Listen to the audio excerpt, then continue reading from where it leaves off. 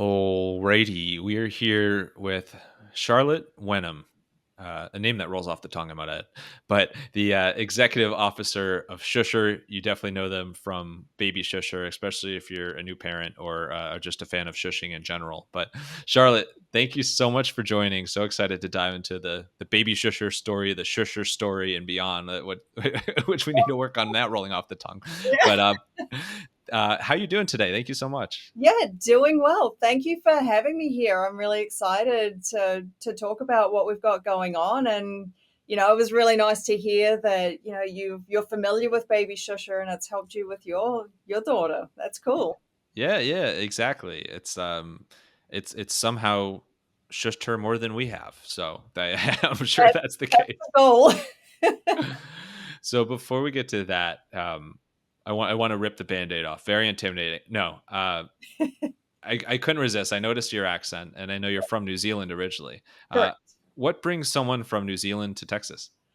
Well, New Zealanders have a bit of a reputation for, getting out and exploring the world. And after I finished my nursing degree back in the early 2000s, I'm aging myself.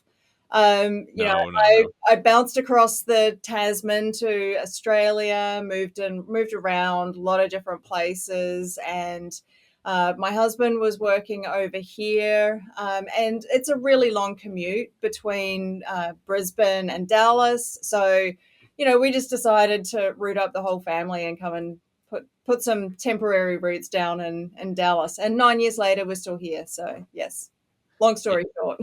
Yeah, I think if that's your daily commute, you're never going to make it to work on time. Never, never. Even with the time change, it's really tough. These days, how often do you go back to visit? Every couple of years, I'm actually going back to visit my mom in I think 9 days. So I'll be over there Ooh, for a week, leaving on winter solstice. Oh, sorry, summer solstice here, and then bouncing into winter solstice. So it's going to be fun. oh my god.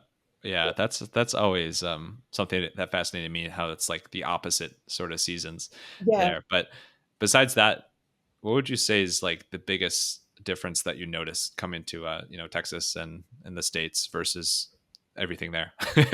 Well, that's actually quite a difficult one because, even within Texas, you know, Dallas is different than San Antonio, different than El Paso. And so, every place has its thing. Here, being a vegetarian, barbecue is not really on my menu. Oh, that's a wrinkle, yeah.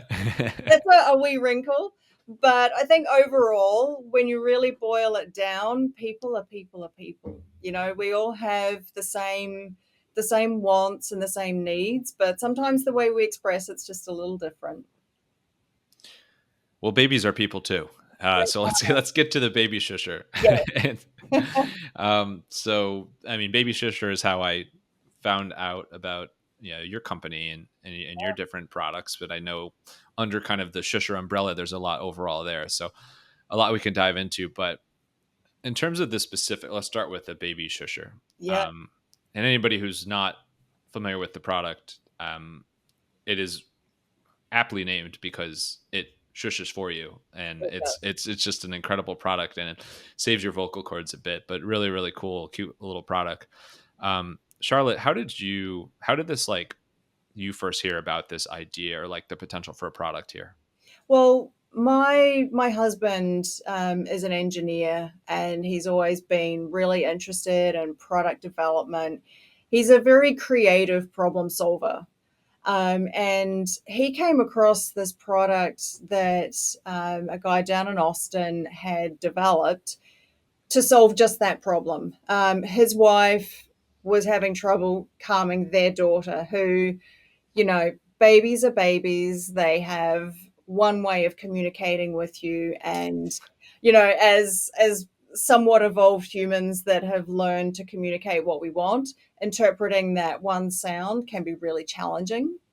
But what he ended up doing when he went back to work is recording himself shushing. And, how many years later? Gee, 14, 15 odd years later, we've still got Chad and that little machine shushing away these millions of babies around the world. So he came to us and said, "Hey, look, everyone wants this. I don't know how to get it from, this concept, this idea out to the people who need it." And that's where we stepped in and said, "Yeah, let's help you out with this." You're taking me back because that's like this almost could be a whole like voice actor story too. The human recording that sound is fascinating. And way back, I'm so bad. I used to remember all these podcast episode numbers, but now I have to look it up. In the very early days of this podcast, we had Susan Bennett on, who Okay. was the original voice of Siri. And your comments are taking me back to that interview because I'm like, it's so fascinating hearing about how people can record something and then it turns into a product or technology that's out there. That was episode 33, March 6, 2019, which I remembered off the top of my head. I should. That's my birthday. Anyway, anyhow, sorry for the aside. So it really like the shusher is like a real person's It shush. is. Yeah, What, it's a real human voice. And he what writes great stories if you want to look him up. Chad Zunker. Chad Um, Zucker. yeah, his writing is incredible. What's his recording like was this like a one and done recording process or does he come in frequently to shush his heart out? One and done. We've got technology now to spread Chad out. So we could probably get him back to refresh, but we've found the Chad that works. That's like I don't know, something out of Dr. Seuss or something. I'm just imagining Chad in a room just like shushing over and over again. But so so the sound is, I mean, is authentic, and then you found a way to scale it, obviously. But what went into like the early days of turning this from idea to actual physical product? Early days was really, obviously you've got the starting point of the design of the product, making sure that, our processes to produce it is cost effective so that it's not way out of the reach of everybody, it's affordable, it's accessible. And then, once we get that manufacturing done, getting it into the country, and then the biggest part is talking to retailers, putting it up on websites, getting it out so that people know that it's available. That's the hard part of actually telling people, hey, we know your pain. We've been there, we've lived it. We've been that puddle of tears and booger in the corner crying alongside our baby trying to get them to calm down. Oh god, We have something to help. that's one of the most vivid and accurate descriptions I've ever seen, heard about. I have been there and I have lived that life. I know what it's like. So I mean that's a huge challenge for any business is like breaking through and actually selling, like no matter how good the product is actually doing so. So what do you think has allowed the Baby Shusher in particular to become so widespread and successful from a sales standpoint? I think because it's simple and because it works. You know, the last thing you want at 2 o'clock in the morning when you've been awake for however long for the last n number of weeks slash months with a baby that doesn't want to rest and you just need more, just a few minutes more sleep. You don't need to be toggling through the different sounds. You don't need to be deciding how long it's going for. You want something that kicks in, that works.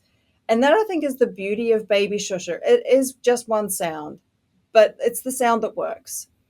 You can put it on for 15 minutes or 30 minutes, which should be sufficient time for you to calm down, for your baby to calm down. You change the volume and you're done. Simple and it works. Yeah, Yeah. it's probably a wide range of products out there that don't meet those two criteria. No wonder they stumble. So the shush, I don't know, shush, whatever, however you say it. That's something that we kind of keep coming back to. Obviously, it's essential to the product, but can you talk about from like I don't know, get as scientific as you want, like why that is soothing to babies? I think there's a lot of things that feed into that. Firstly, the specific shush of the shusher. It's not. Um, I guess maybe Chad just has the voice, right? But He's the it, golden shusher. he is. He is. He's like that Willy Wonka ticket. But it's long, it's soothing, it's got that flow. It's almost like watching waves crashing onto a shore, right? It's consistent and it's calming, and it's not high pitched. It's just one of those sounds, I think. And I know it's not very scientific, but I really haven't been able to figure out much more than that. Well, also, I mean, in turn, it's soothing to parents too. I mean, well, Yeah. one, when it like works and helps your baby go to sleep or stop crying, but also, um, just like the relief of like realizing, oh, I can stop shushing now as a parent Yes. is is a game changer. And actually, the first time we heard about your product, shout out my cousin Sam, her husband Matt. They just had their baby Logan, like a year before we had our child, and we lived near them, and we were going to visit, and we're looking all their new gear and gadgets and baby products, and we're like, what is that thing? Like the little like orange and white rocket shaped thing, or like that.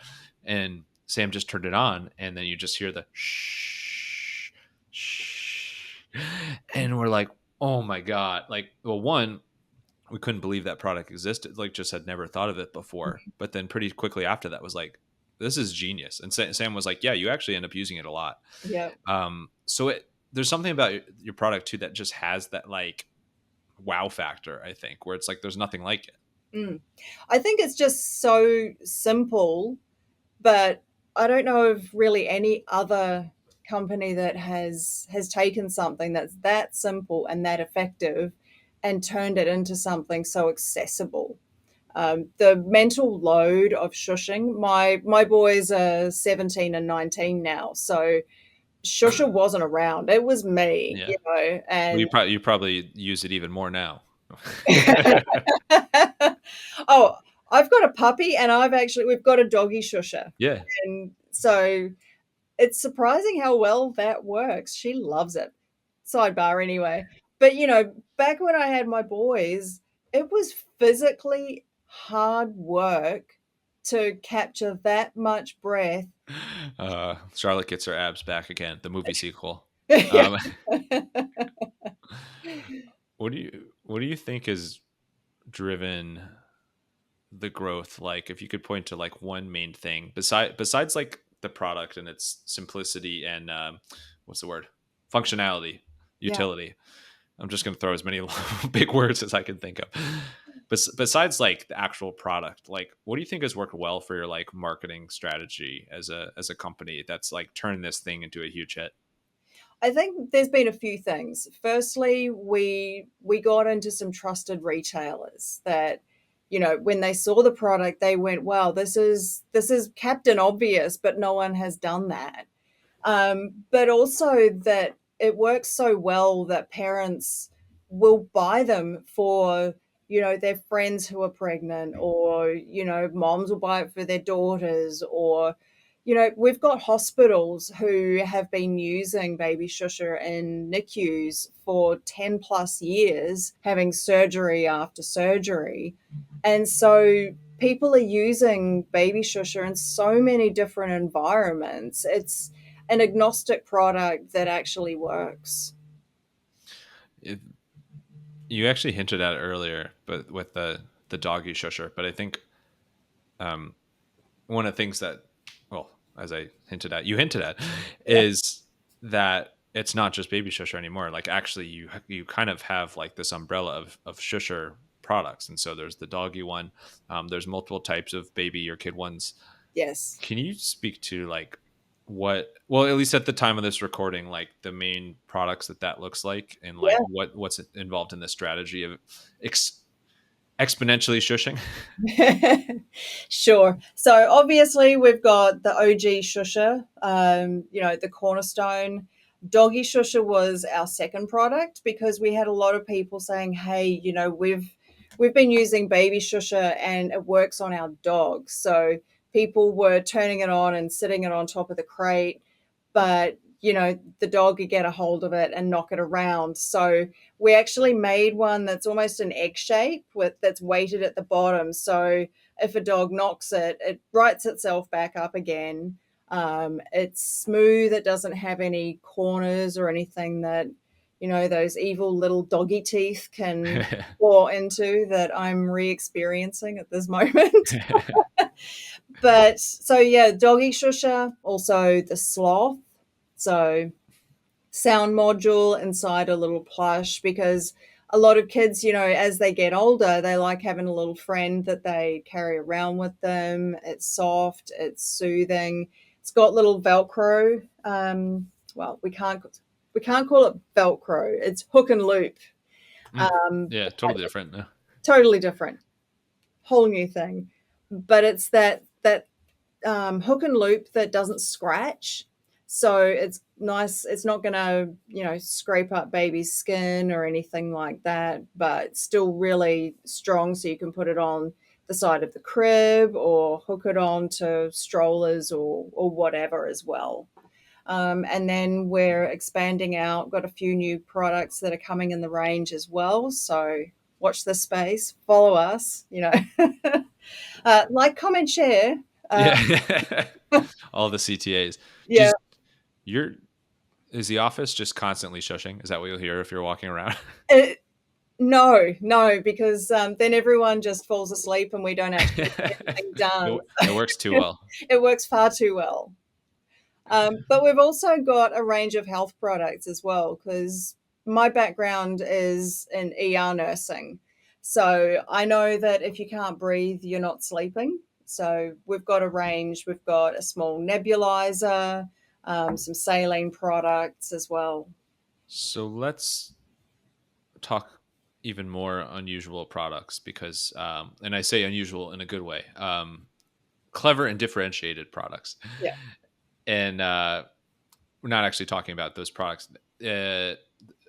This is the definition of how to butcher a segue. I'm just going to continue rolling with it. Let's Yeah. talk about more unusual things. Okay. So, because your products are so unusual, this actually doesn't have to tie to the business or the brands at all. This is more about you as like a person Okay. and Let's interested go. in hearing business leaders and entrepreneurs and how they, what they're like outside of work. So, first things first, what is a weird talent or party trick you have that really doesn't impact work at all, but you're good at it? Ooh, a weird talent. I have a strange ability to figure things out, and um, That sounds incredibly useful.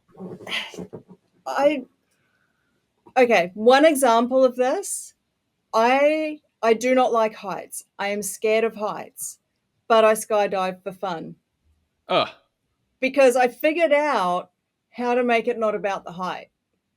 So I think that's a weird talent that not many people have.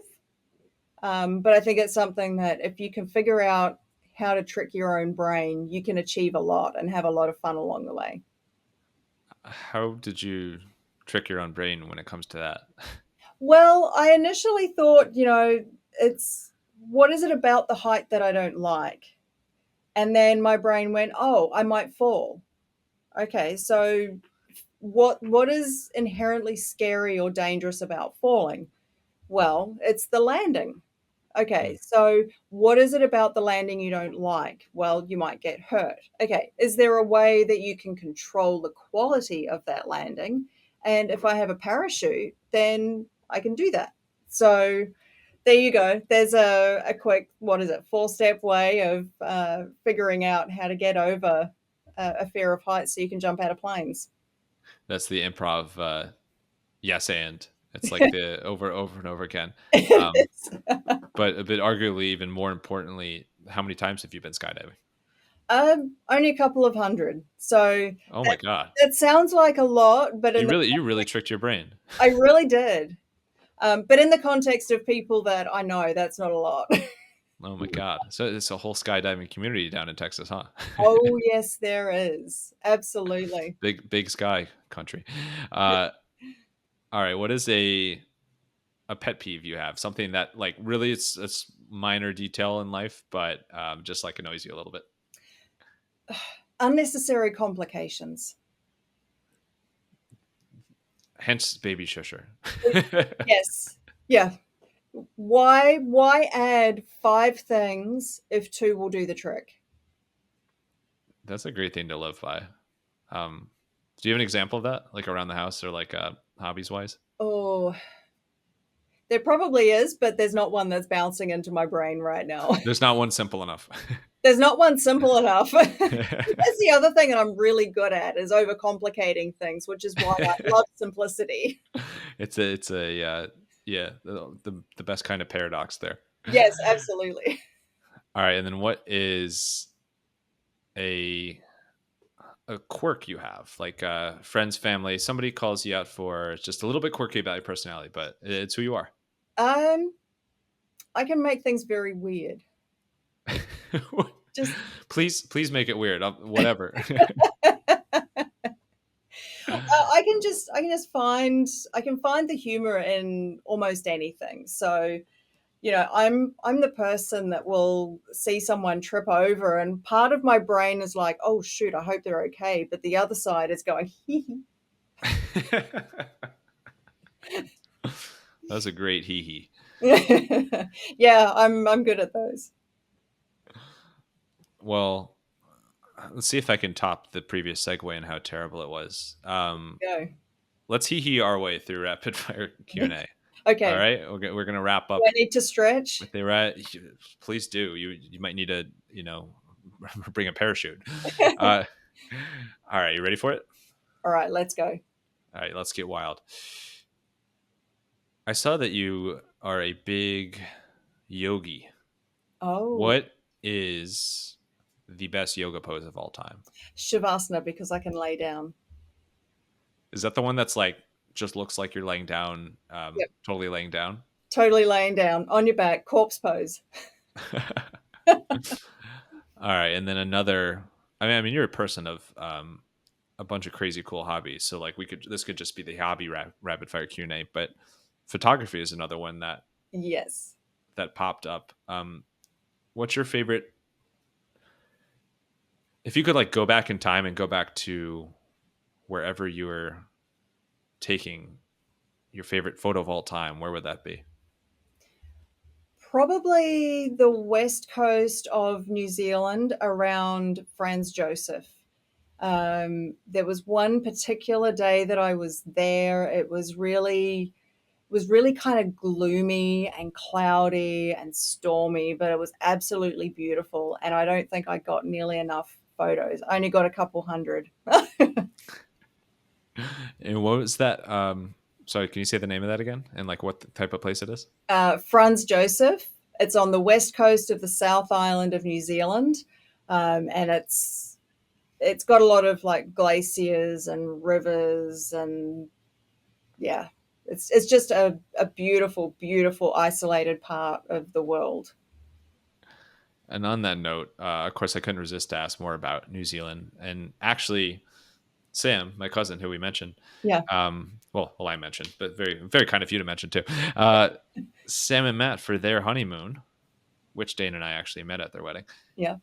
Their honeymoon, they did like 3 weeks in New Zealand and Australia. So Oh, it's all come full circle here. But on the New Zealand note, I know you can kick me out, but from a tourist standpoint, what is like something tourism wise that New Zealand does hands down better than anybody else? oh, adventure tourism, hands down. I'm starting to pick up on the skydiving thing here now. Yeah, yeah.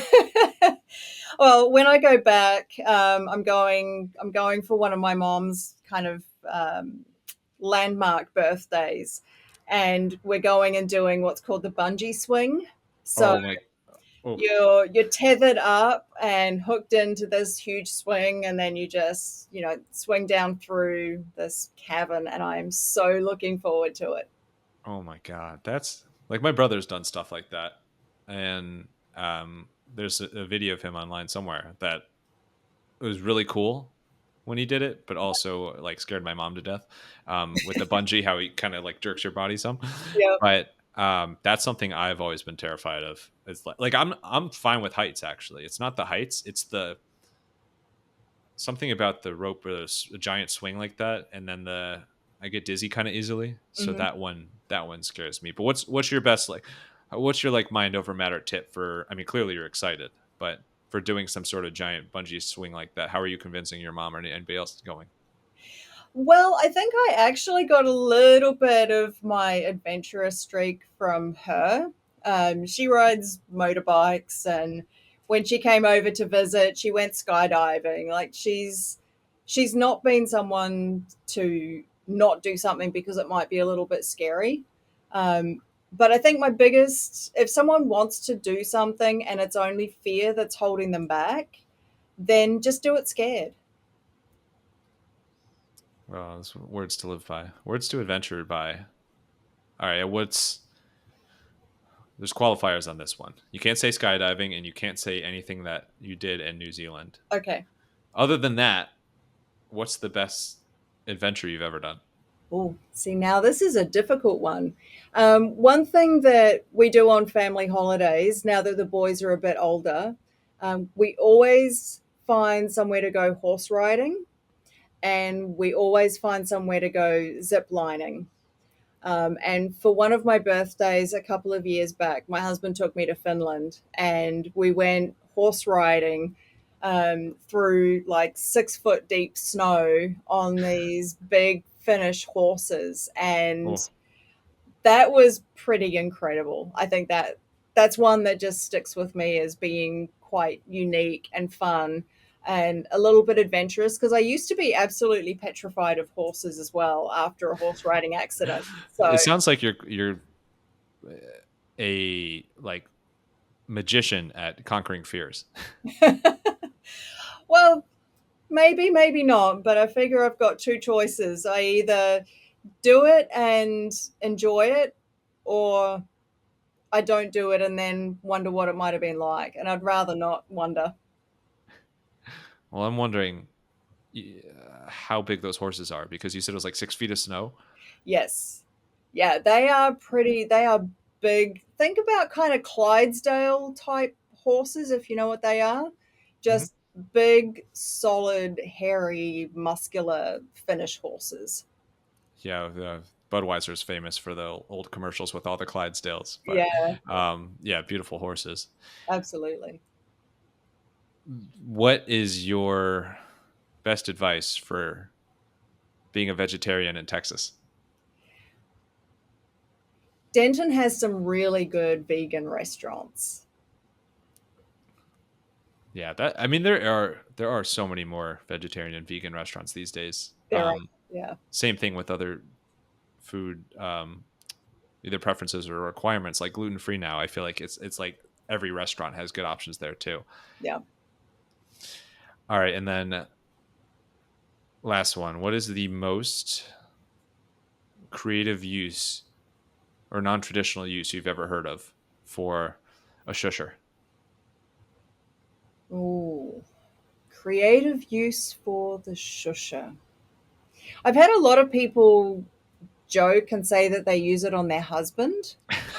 How did I know that was going to come? But I have actually seen a video where someone walked into their lounge, the shusher was on, their partner was asleep, the baby was asleep, and the dog was asleep, just panning around, and every living creature is asleep. So I think it talks to the universality of Baby Shusher. What a wonderful quieting and calming and soothing note to end on. Yeah, Charlotte, thank you so much. Just love what you do and all the whole shusher line, especially right now, the baby shusher. And um, thanks for making time for this, but also sharing all your adventures. And I feel like conquering a fear right now. So you got me ready to skydive through a brick wall. yeah, let's But go. yeah, but where's the best place? If anybody wants to like buy or learn more about Baby Shusher or Shusher, as well as if they want to connect with you online? Where's the best place for them to do those things? Babyshusher.com. Hit us up on socials at Baby Shusher. But we're available pretty much anywhere you want to buy it. So Amazon, we're in store at Target and in store at Walmart as well. Awesome. Wonderful. And then last thing, final thoughts. It could be a quote, more, not that you haven't given words to live by, but more words to live by, adventure, motto, whatever you want. Send us home here. Look, just like I said before, just do it scared. It's okay. Bring on the bongos.